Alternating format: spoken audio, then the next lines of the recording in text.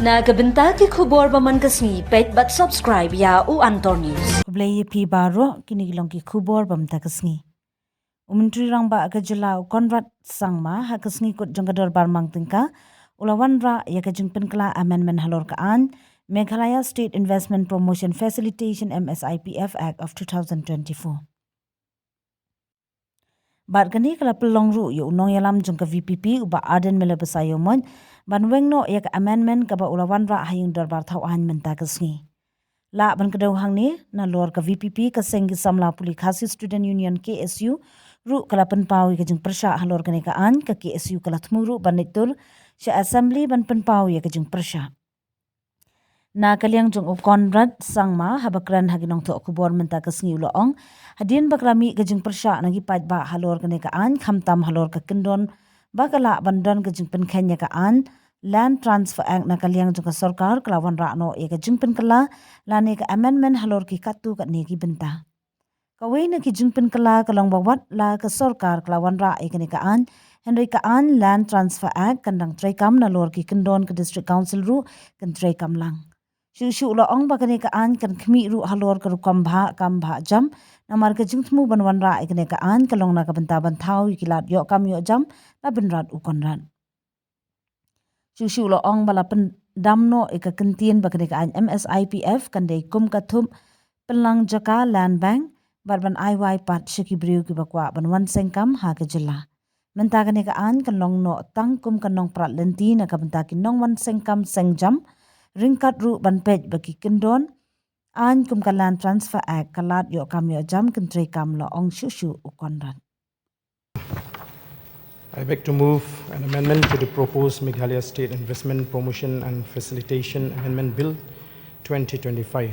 An amendment to clause 4.31 which reads as follows. The nodal agency will be responsible for promoting the investment ecosystem in the state and taking up all activities relating to setting up industrial or service sector undertakings and the promotion of economic development in the state. This includes conducting investment facilitations, events, roadshow across the country and internationally, creation of land banks through direct purchase of land or other means, and setting up of offices. This clause may perhaps be deleted, in which it contradicts the Meghalaya Land Transfer Act 1971 to direct purchase of land in the state, which falls under the 6th schedule.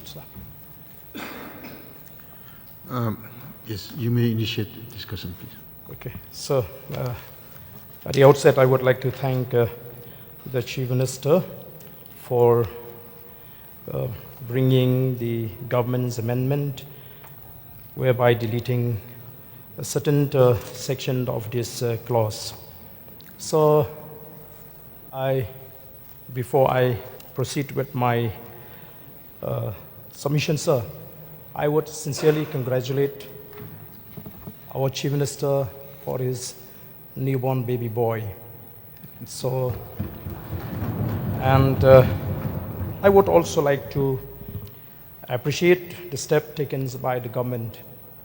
I would like to express my happiness right from my heart when the government is taking this decision to delete. But let us make some submissions, sir. Why we stand to oppose the idea of land bank, creation of land banks. The Chief Minister has explained that it will not contradict the provisions of the Land Transfer Act, the Land Acquisition, Rehabilitation and Resettlement Act. But sir, we feel that we need to read between the lines. When we look at the original act, Meghalaya Transfer of Land Regulation Act, here we will find the definitions. What does it mean by transfer? Transfer means the conveyance of land of one person to another and includes gift, sale, exchange, mortgage, lease, surrender, or any mode of transfer. And when we come to the definition of a tribal, it means a person belonging to any of the scheduled tribes. That means a tribal is being defined as a person. So here is the issue where the government is trying to create land bank. So may I get the clarification from the government. And the question here is that in whose custody these land banks will be kept or maintained? Because if it is a revenue land, then the problem may arise that the government may transfer. The government is not going to transfer this land to an individual, maybe to a company. But the company or a firm for that matter doesn't come under the purview of the definition of the tribal or the person. So therefore, sir, we feel that there is a gray area in the definition of a tribal as a person. When we find that in section 3(1), no transfer in Meghalaya shall be transferred by a tribal to a non-tribal or by a non-tribal to another non-tribal except with the previous sanction of the competent authority. So here the person will not arise. It is the firm. It is between the firm and the government. So how do we say that it will not contradict the Meghalaya transfer of land? So therefore, sir, this is one very serious issue. And looking by the past record, this original act of Meghalaya Transfer of Land Regulation Act 1971 has been diluted with the insertion of subclause E and F in the section 4(1). That is the first dilution of the act, which has taken place in 1991. So as we know, I've been saying this and I will say it now again, that land for a tribal does not confine only to providing him a livelihood, but also has a deep cultural and historical connections. It is a bedrock of his sense of security and freedom from fear. So it is an important part in the lives of the tribal people in the hills, and for them, it is a matter of life and death. Which is why, sir, on the day when the government introduced this amendment, on that very day itself, I have submitted an amendment to this amendment because I understand that we may fall into the trap. Because when we look at the past records, look at the industrial estates at Bernihat, industrial estate at Umyam, and many areas in Giant Hills district. What are the benefits that our people are getting, derived from these industries? West Castles also. What is the result? The result is Bernihat is becoming one of the most polluted. And there are other areas, sir, in Giant Hills, like Lumshnong, will be another Bernihat in the making. I know that the government must have received petitions from the people of Sutunga Ilaka, where numerous of coke plants have been established in that area. I was told that sooner or later, the people will be forced to relocate as it will become inhabitable to the people. So all these past experience, sir, worries us as member of this August House. We are not against investment. We are not against the intention of the government to further the growth of the state. But we want to ensure that no matter what, the land should stay with us. So how do you ensure that these land banks that the government have been acquired will stay with the local people, with the local engineers of the state? Sir, as I speak, let me bring to the notice of this August House that the MIDC, Meghalaya Industrial Development Corporation Limited, on the 7th of March 25, has given a notice of inviting for expression of interest. Let me read out this advertisement, sir. MIDC invites expression of interest for acquisition of land in Riboy district, particularly in Umsiang, Amrai, Makado areas, measuring 300 acres and above for setting up industrial estate/area. Interested landowners having land at the above mentioned locations may submit copies of land documents extra and also to indicate selling rate on or before the 21st March 2025 up to 2 p.m. to the Office of the Managing Director, MIDC Limited, Kesma, Upland Road, Light Mukra. Acquisition of land is taking place. So how is it possible? Where is the need for the MIDC to acquire this much of land? What is the purpose? So therefore, sir, how can you expect that as a responsible member of this August House? We subscribe to the idea of our Chief Minister to develop, to promote the state, to create job, but we also need to tread very carefully when it comes to land. We will not only oppose everything that the government is doing, but here is the problem. Because I know why. Most of the members in the Treasury bench, they are praising you because they understand that they will not be able to resist the heat of the people. At least I respect them because they understand the sentiment of the people. So we are all here to work for the betterment of the state. And how can you say that you have inserted new clause like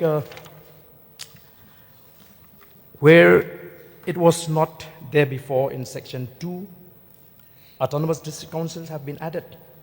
But when you look at the original act in section 39, that is a kind of a caveat that the government is included in that act, sir.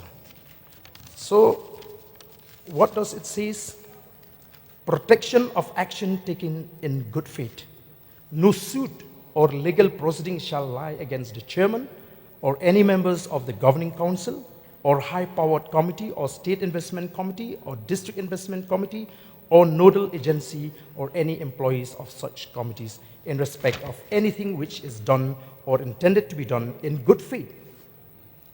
So how can we presume that whatever they do is in good faith? It is not that simple, sir, for us to presume that whatever this nodal agency is doing is in good faith. So therefore, sir, I feel that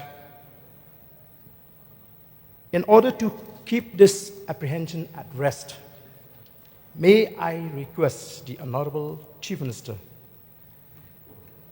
to stop all kind of land acquisition.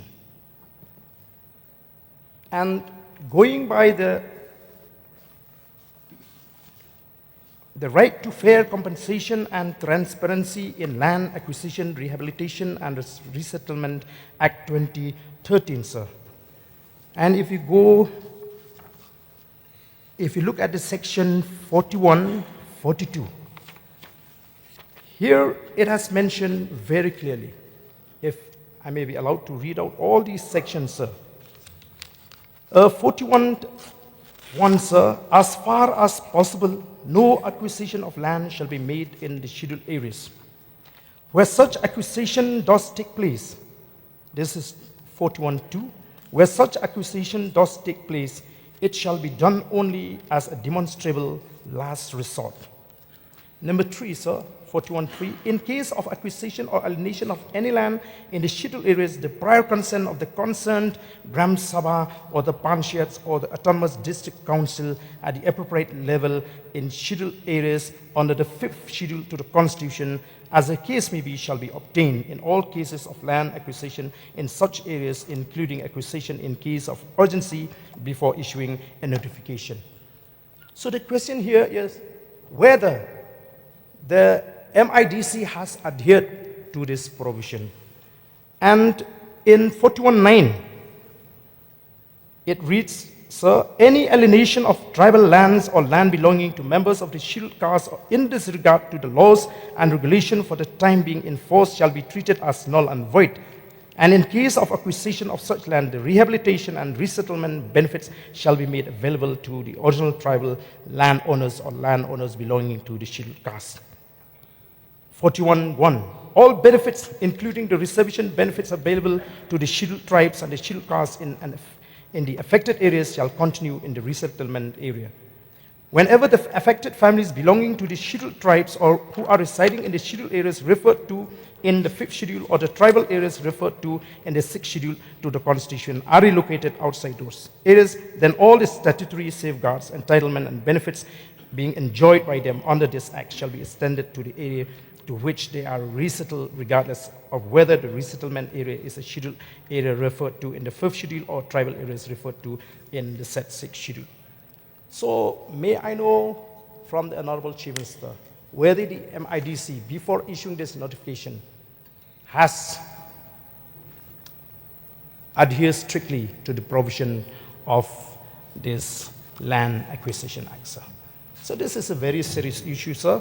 So I know, sir, that the government has already deleted this portion, but I strongly feel that the government should also bring some more amendment where the government can also delete this Section 39 in this Meghalaya State Investment Promotion Facilitation Act 2024. So I will not dwell much since we have already our purpose to serve this, to move this amendment has already been served. But my request to the Chief Minister is to ensure that all land acquisition should be stopped. With these few words, sir, I resume my seat. Any members wish to participate? Dr. Mukul Sangma, Leader of Opposition, please. Mr. Speaker, sir, I rise to support the amendment moved by Honourable Member from Nongkren, read and which is self-explanatory. Mr. Speaker, sir, at the very outset, I also would like to take this privilege to congratulate our Chief Minister for having been blessed with a newborn baby son. Congratulations. I have also been recently blessed as a grandfather. So these are all signs of blessings. God is only fulfilling His promise because He has promised us prosperity and that we will multiply. Mr. Speaker, sir, let me begin by saying what is from my heart. We give our today for tomorrow is not ours, but of our.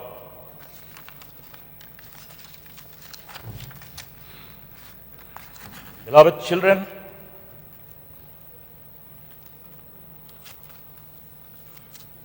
and of the generation next. I would like to place on record my deep sense of appreciation for having taken note of the sentiments of the people by the government of the day. Because the amendment which has been moved to amend the proposed amendment by the Chief Minister is reflective of the collective intent of our friends in the Treasury bench. But at the same time, it is also reflective of the fact that this discussion to bring this amendment was probably not done prior to tabling this proposed amendment for consideration of this August House. That's why this subsequent amendment to the proposed amendment. The amendment is to amend the tabled amendment bill. Now, when we come to the bill is to amend already an enacted act.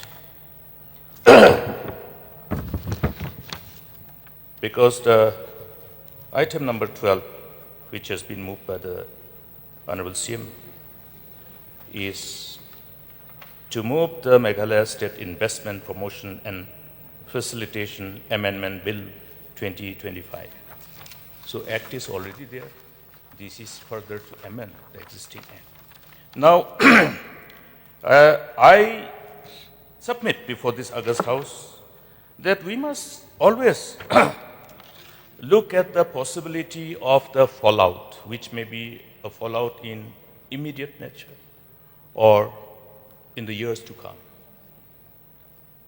Because in the proposed amendment, which the further proposed amendment has very clearly indicated, which includes in the original proposed amendment, is that the creation of land banks through direct purchase of land or other means. Now, it's not just indicative of one intent of creating land bank through direct purchase, but also through other means. How will you define these other means? Therefore, it definitely invokes a process of thinking. And this whole process of thinking has enabled us to have this wisdom of reconsidering this particular move of the government. I appreciate our vigilant, alert, and committed members of the civil society. We have been blessed by a vigilant, alert, and committed civil society organization over the years. Even before we achieve our statehood, it is only because of this vigilant civil society that our leaders, our forefathers, understood the need to fight for statehood. And therefore, this must continue. We must appreciate. I, as one of the responsible members of this August House, was required to also share my concern, which the Honorable Chief Minister has referred to in his submission. Yes, we expected the government to respond. We expected the government to engage and ensure that all the steps that we take do not result in such a situation where we will be perceived as insensitive but eager to bulldoze. Good sense have prevailed, and I must thank all our friends who, as submitted by the CM himself, has made effort to engage with CM, articulate the concern of the people on behalf of the people, and therefore the collective decisions and result is what we are seeing today. Now, these apprehensions, this sense of doubt pertaining to the intent is not born out of nothing. Our mover of this amendment has already referred to the relevant laws which are designed with the inherent mandate in the laws itself to protect the interests of our people, particularly the tribal. But if we go by all the other past acquisition of land that has taken place, immediate acquisition of land in the preceding years, we see that by virtue of the reply to start question number 99, where in respect of this question, the reply to start question number 99B was no, sir. We did not put supplementary further because we knew that this amendment motion as tabled will be discussed. Now here, why is this social impact assessment required? It is because of the binding requirement of the authorities who are mandated by the law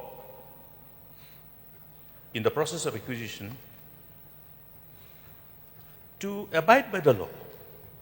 Now, therefore, all these land acquisition, if we go by the law, have become null and void. If we go by the interpretation of this act, the Right to Fair Compensation and Transparency in Land Acquisition, Rehabilitation and Resettlement Act 2013. All the land acquisition that has taken place in the state in the preceding years, including this particular parcel of land, which was referred to in this question 99, has become null and void. Therefore, Mr. Speaker, sir, it is important for the government to revisit the manner in which the whole process of acquisition has taken place. Now, the relevant act also supersedes other provisions of the law under the law which is being invoked in the process of land acquisition for highways. Now, this law is inconsistent with what is required to be done to protect the interests of our own people, our tribal people. Therefore, this must be used as a weapon by the government. I have suggested this in course of my supplementaries to the Deputy Chief Minister. He has assured me, but he has put again that other than these, the other central law which was enacted in 1967, National Highway Act, that is an old law. Subsequent to this law has been enacted, and this is an offshoot of the in-depth understanding of the diverse complexities that exist in our diverse country, and particularly in view of the need to protect our innocent, simple tribal people. And therefore, Mr. Speaker, sir, it is only a matter of great concern for all of us. And therefore, we reflect our concern, and it is for the government to take cognizance of everybody's concern and respond. I thank the government for responding. The power of anticipation is very crucial for us. The power of anticipation of the fallout of any decision. I believe this whole power of anticipation actually provoked this discussion and this engagement by all concerned, all the 60 members of this August House. I honestly, from the bottom of my heart, place on record my deep appreciation and gratefulness to all the members of this August House. Even the members who have not spoken have the same feeling, because I have also had the privilege to know their mind. Therefore, collectively, we say yes to all that is good. We say yes to all that will create that kind of environment where we will not feel threatened when we leave this world, but we will be sure about the future of our people, that they shall still inherit the land, that they shall not be alienated from the ownership of the land, because it's very crucial for us. And we always say that God has been kind to our people, that's why we have land of our own, unlike many others, not only in this country, but in the world. I would like to conclude by reminding all of us the promise of God, which says, the Lord your God will bring you back to the land which your fathers possessed, and you shall possess it. That is what is called blessings.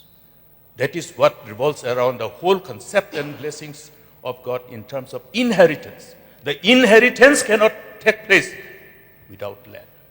If our children have to come back from America, USA, Europe, and other different countries, because of things that will unfold in the future, then this land will be the land which will bring them back. And only if the land remains with our people, then only can they come back. So, Mr. Speaker, sir, these concerns are born out of that. And therefore, when we talk about investment, yes, we would like to have investment. But let us identify the areas, the sectors, which will enable us to have the same kind of growth story, but in a different way. How we do it is very important. We are witness to all this sudden mushrooming of those industries in West Khasias. Is it the way to attract investment? These are shortcuts. These only reflect the short-sightedness of our generation. Therefore, we must know where we need to step back, and we must also know where we should dissuade, discourage, and ensure that there is a strong mechanism of deterrence. I would like to, therefore, while appreciating all the collective wisdom of the members of this August House and our people, the people who have woken up everybody, the members of the civil society organizations, I would like to further submit before the government through you, Mr. Speaker, sir, that in the years to come as well, when we look at anything to do with the land of our people, we must understand the responsibility vested upon us towards our children and the generation next. With these few words, I submit that while we appreciate the amendment tabled to amend the proposed amendment by the government, also to take cognizance of this concern of our members of this opposition bench, which has been appropriately reflected with utmost sense of responsibility and commitment by the mover of this amendment to the amendment of the government bill. So with these few words, Mr. Speaker, sir, I once again would like to appreciate all of us, the Chief Minister, the members of this August House, all the political parties, because I saw that almost everybody will have represented in respect of political parties. UDP, the earlier PDF, now NPP, and HSPDP. Yeah, so it's a good message. At least people are bound to have at least certain amount of faith in us. Yes, this faith is very important because hope is connected with faith and belief. So they should believe us so that they can hope, they can have hope. And I'm sure wherever wisdom prevails and wherever we need to come collectively to correct or rather take course correction, we must. But I would like to urge upon the government to take cognizance of that particular important point that I have flagged before the August House. Please take advantage of this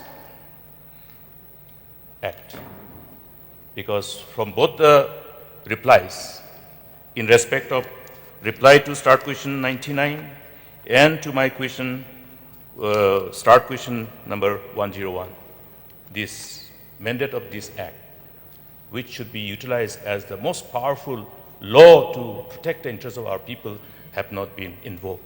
So I think while we collectively move ahead with the collective resolve to support the initiatives of the government for the larger interests of the people, but we also expect the government to be responsive to these concerns and take cognizance of this suggestion. Thank you, Mr. Speaker, sir. Thank you. Edelbert, please. Thank you so much, Honorable Speaker, sir, for giving me this opportunity to raise and to support the amendment to the amendment brought by Honorable Member from Nongkrem, Ardent, Basailmoy.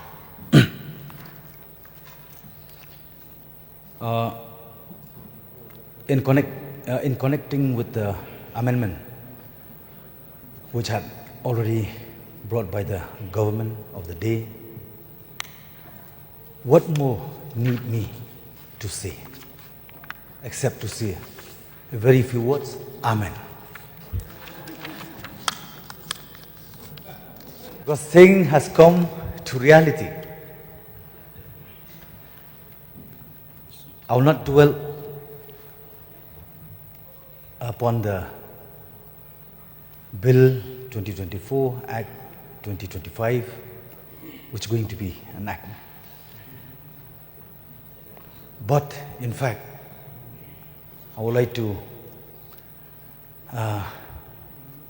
inform the House that with enthusiasm I had prepared to participate in this issue in an aggressive way. But things had turned into positive. Congratulations. The government who had lead the state in a good example. As land is life. We cannot play with life as well. We cannot play with land. Honorable Speaker, sir, I'm there to say, as what I had mentioned, that I had prepared in an aggressive manner, in an aggressive mood in regards to this issue, but things turn into reality. I'm so thankful to God Almighty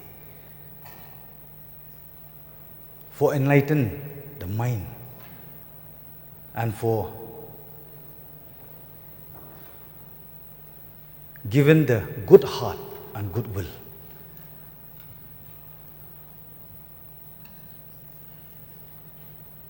from the government side to take this very vital issue in a good decision.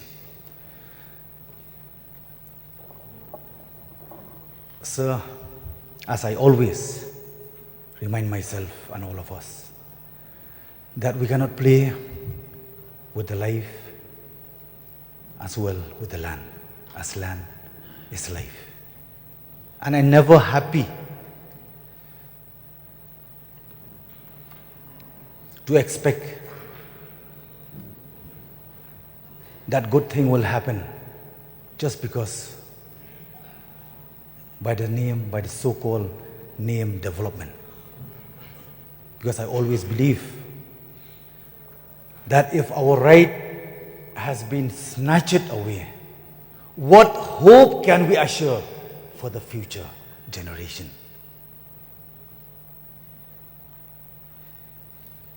It's high time Meghalaya will industrialize. No doubt, it's high time to invite all our beloved youth whom they had moved away from this beloved state because searching for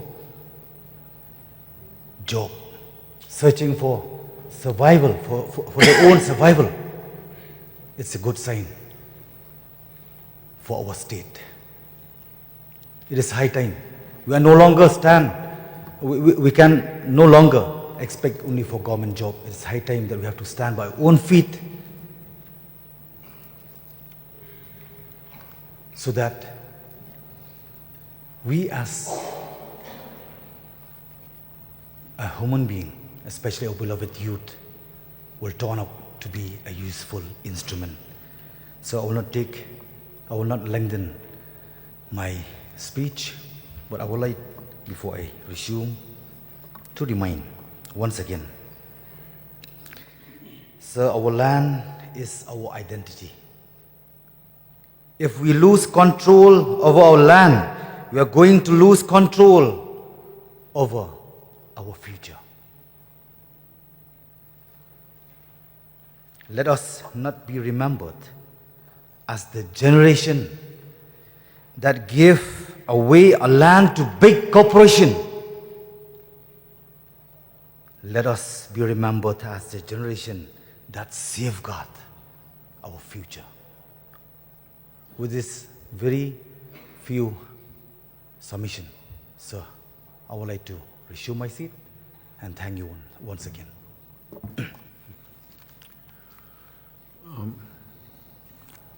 Minister, you wish to reply?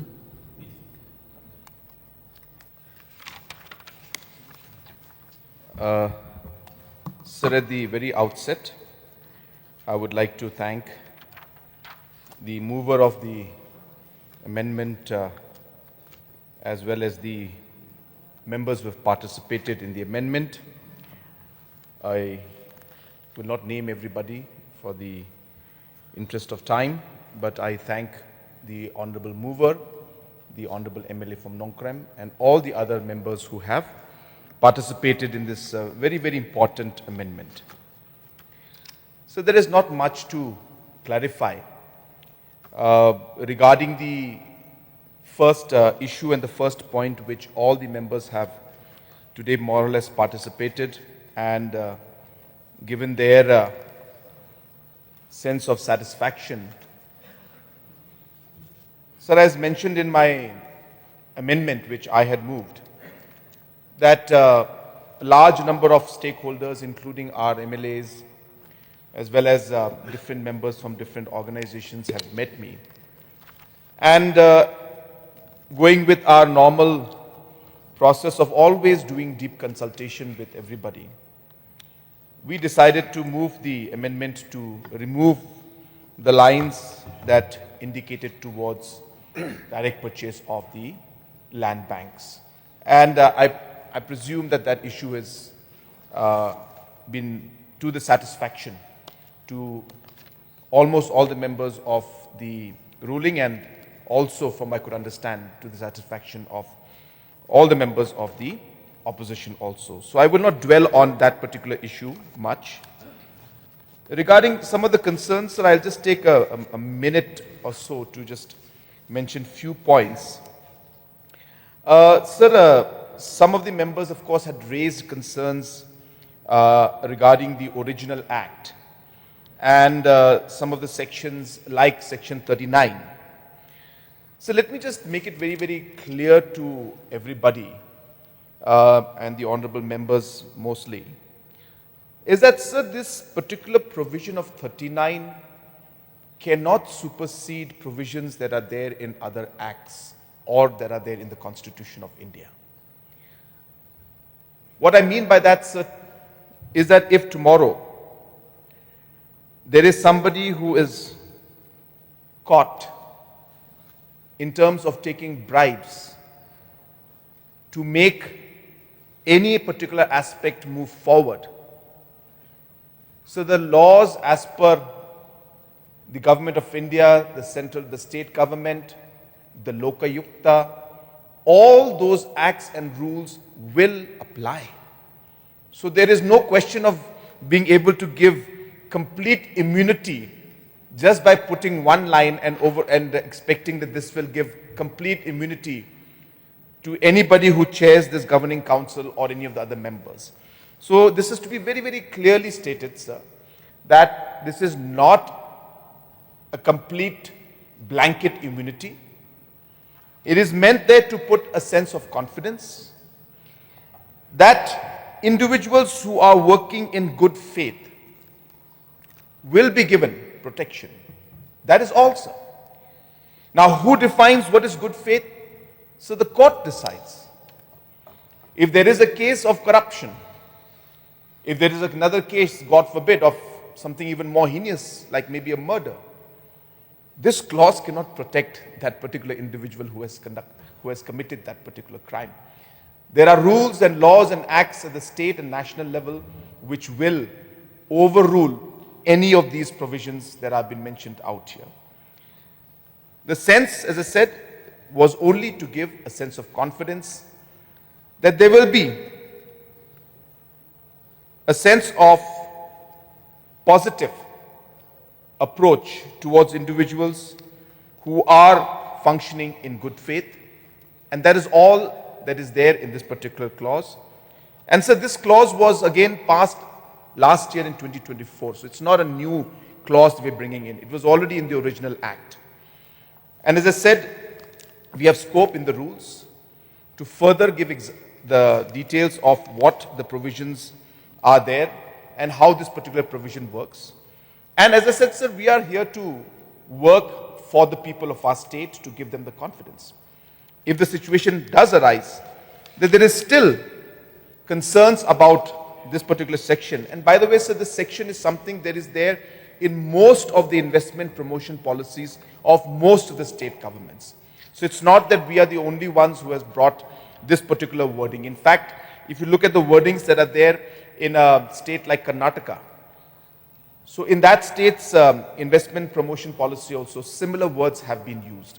And in almost all the other states also, similar language is used. And as I said, sir, the key line here is to note that it's in good faith, that only actions that are done in good faith, and that good faith, or is it bad faith, that will be decided by the court, not by the government or by the chief minister or by any of the ministers. So it's very clear, sir. But as I said, since there are concerns, I have mentioned in my opening remarks on my amendment that we are there to consult and discuss provisions. These are, of course, provisions that do not impact the larger functioning of this particular act, and therefore discussions can be done, and at appropriate time we can take this particular discussion forward also. As I said, this is not part of the amendment. This is part of the original act, which has already been passed by this House. So regarding the different aspects of the land acquisition that have been mentioned, sir, the purpose of today's discussion and the amendment that has been brought in, and the amendment to the amendment that has been brought, is to do specifically with the MIPA, which is the Meghalaya Investment Promotion Authority, and the concerns that land banks should be created by MIPA, sir. And therefore, I have mentioned very clearly, a lot of the MLAs, even from the ruling side, even yesterday, sir, just to share with all of you, of course, I thank the wishes for the good wishes that our opposition members and all the members have given. I was yesterday and whole night, therefore yesterday I was in the hospital. And even from the hospital yesterday, I had a cabinet meeting online, and these matters were discussed. So even till yesterday, we were in discussion mode about this issue. And even when I was there in the hospital, I was getting the inputs, and we had an online cabinet discussion on this matter. And based on that, we have gone ahead with the decision to remove that particular clause of the land bank, which was of great concern to the people. But reiterating, sir, that the intention was never to in any way bypass any of the land acts that are there available in the state and in the different agencies in the government, sir.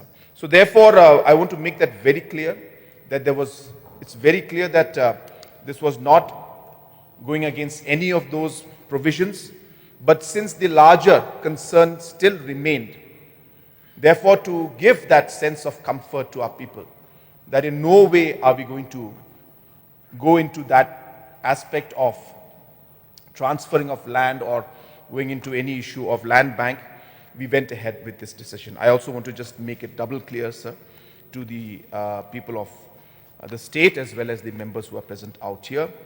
So regarding the points mentioned by the mover regarding MIDC as well as other agencies that are going ahead with acquisition, sir, as rightly put by our honorable member from Umsning, that development work will move forward. For development work, requirements are there, and land happens to be one of the requirements. And at different stages in different years of state government, different acts have come into place that govern different laws and provide different provisions. So all at this point I can say, sir, is that MIPA will not engage in land acquisition. MIPA will not engage in land banks. That is the whole purpose of this amendment that we are bringing in from our side, sir, and I want to give the assurance. But other provisions that have been brought in by other laws is beyond the scope of this particular amendment act that we are bringing in. All the different acquisitions, whether it's for the roads or different kind of activities, sir, are being done as per existing provisions of the House and of the different agencies. And today for me to say that all acquisitions will stop, that is something that cannot be, that commitment or that assurance cannot be given in the House. Processes will follow, sir, because there are these acts and different aspects which have been already passed by the House long before, sir. It's not to do with this act of MIPA. So we should not mix these two. And therefore, if there are concerns regarding the Land Transfer Act or regarding any other agency or MIDC functioning, so that is beyond, as I said, the amendments that we have brought in today. So therefore, I would like to stick to these amendments, sir. Other concerns, I'm not saying are not important. Other concerns also important. We as a government, we have been open. Almost all the opposition members have today appreciated the way we have handled the situation. We have been able to bring everybody on board, and we'll continue to engage, sir. Because let me again assure you, we are not here to do any harm to our people or our state or our society, sir. Our primary task, each member, sir, whether it's opposition or whether it's ruling, if we fail to protect the interests of our people, then we are failing in our primary duty and responsibility. And I'm with the members of this House in every sense.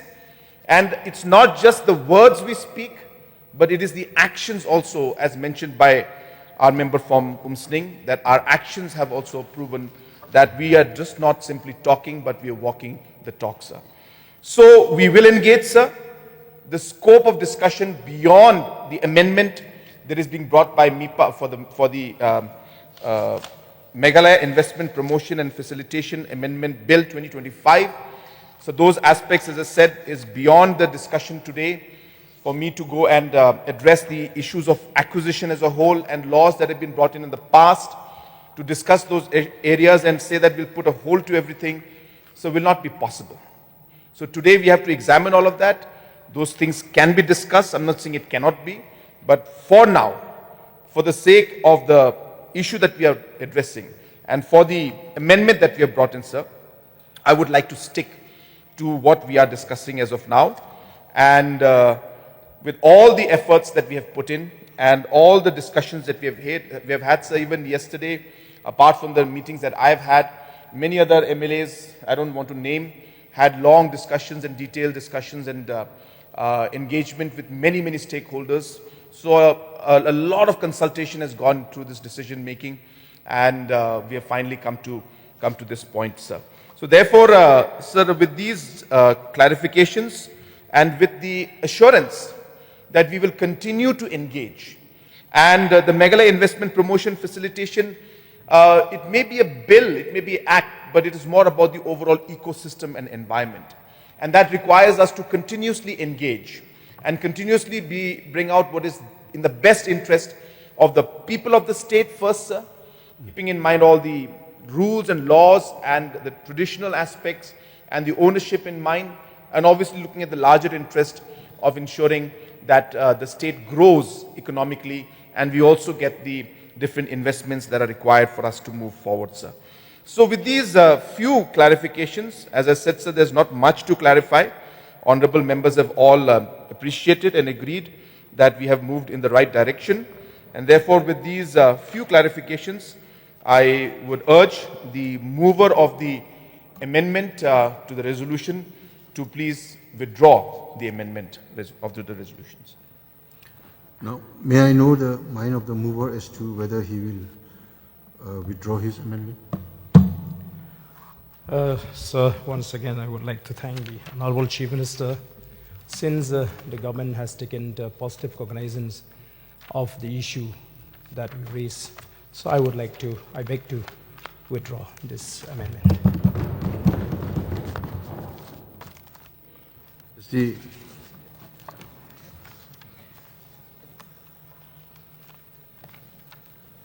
Now let me put the question before the House.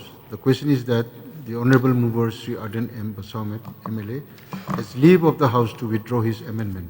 Those who are in favor say aye. Aye. Those who are against say no.